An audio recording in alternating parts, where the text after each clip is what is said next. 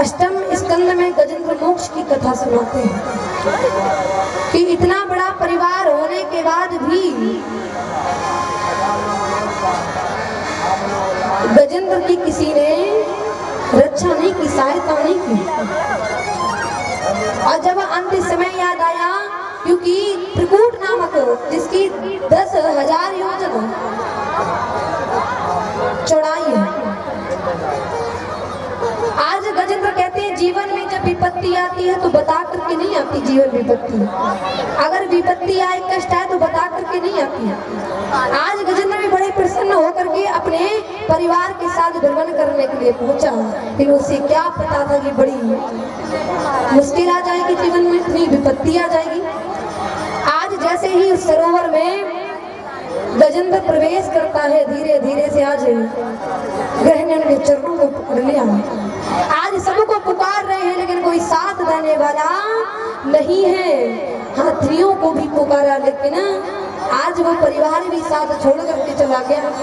Last में जब दिखा कि कोई साथ देने वाला नहीं है, तब गजेंद्र अपने शूल में कमल का फूल रख करके उस गोविंद को याद कर रहे हैं, भगवान को पुकार रहे हैं, हे प्रभु ओम नमो भगवते तस्मै,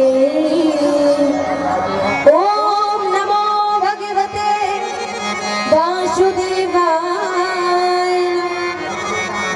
हे प्रभु कृपा कर दीजिए, अब इस संसार में मुझे कोई बचाने वाला नहीं है। आज भगवान ने जैसे करुण पुकार सुनी, सुनने के बाद महाराज दौड़ते हुए भगवान गजेंद्र की रक्षा करने के लिए आ गए समुद्र में। आज जैसे ही भगवान ने गजेंद्र को देखा कि आज गजेंद्र भगवान को याद कर रहा है, आज प्रभु ने चक्र निकाल करके ग्रह का वध कर दिया। और जब वध किया तो आज भगवान गजेंद्र से कह रहे हैं मुझे क्षमा करना, थोड़ा विलंब हो गया आने में। ऐसे भगवान सहज और प्रेम में पूरित हैं। भगवान ने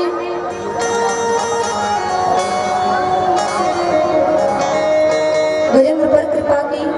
इसके बाद आज गजेंद्र ने भगवान को माता पिता सब कुछ मान लिया है।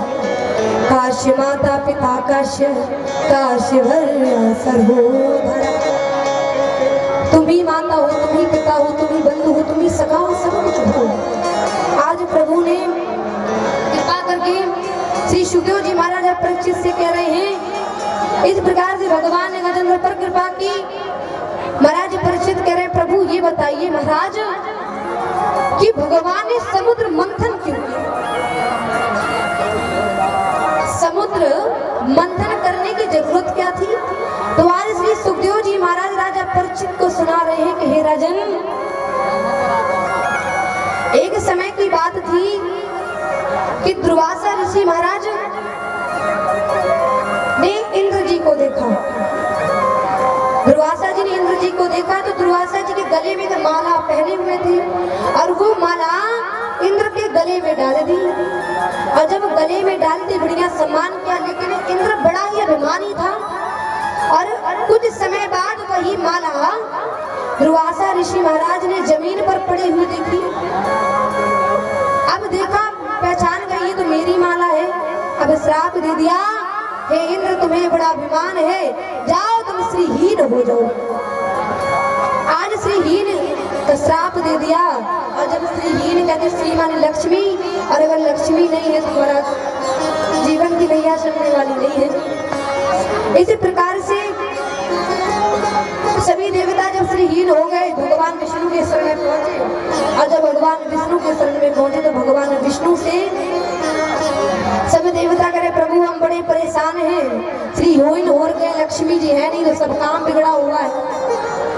आज विष्णु जी कह रहे हैं कि अगर किसी की जरूरत पड़े तो संधि कर लेना चाहिए।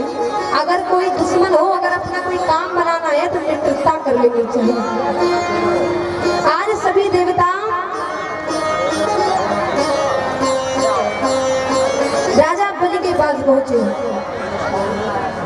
राजा बलि के पास जब पहुंचे तो कह रहे हैं देखो समुद्र मंथन करेंगे और जो उसमें निकलेगा आधा आपको मिलेगा और आधा हमें मिलेगा। अब करें, अगर उसमें अमृत निकले तो वो अमृत हमें देना। आज देवताओं को जैसे कि विष्णु नारायण ने कह ही दिया था, अगर अपना काम बनाना है तो दुश्मन को भी शत्रु से भी मित्रता कर लेनी चाहिए। उसी प्रकार से आज राजा बलि कह रहे ठीक है, बाद में नाटक मत करना, तुम पर भरोसा कर रहे हैं। उसी प्रकार से समुद्र मंथन के लिए सभी देवता बड़े प्रसन्न हैं और नागराज वसुकी के अमृत से भाग जाने की शर्त रख करके, मतलब जो अमृत निकलेगा आधा दैत्य लेंगे और आधा देवता लोग लेंगे। वही नाग वसुकी की एक रस्सी बनाई गई और जब रस्सी बनाई गई उसी रस्सी को पकड़ करके समुद्र मंथन प्रारंभ करने लगे। और जब प्रारंभ होने लगा समुद्र मंथन तो महाराज क्या हुआ कि आज ऐसा सबको लग रहा है, आज देवता कह रहे महाराज जो दैत्य है, राक्षस है, वो देवताओं से कह रहे हैं कि देखो महाराज आप पूंछ की तरह पाओ, क्योंकि पूंछ अशुद्ध होती है और हम मुंह की तरफ रहेंगे। भगवान करे ठीक है भैया, अगर तुम्हें मुंह की तरफ आना है तो आ जाओ। भगवान करे बढ़िया। आज सभी दैत्य मुंह की तरफ आते हैं और सभी देवता पूंछ को पकड़ करके आज समुद्र मंथन प्रारंभ हो गया। और जब समुद्र मंथन प्रारंभ हुआ और जब धीरे धीरे से आज उन सबको लग रहा है कि ऐसा लग रहा है हम नीचे जा रहे हैं, सारी पृथ्वी खिसकने लगी। आज वही भगवान कश्यप अवतार धारण करके, विशाल अवतार लेकर के कश्यप महाराज ने अपने पीठ पर रस्सी को धारण कर लिया है। बोले कश्यप भगवान की।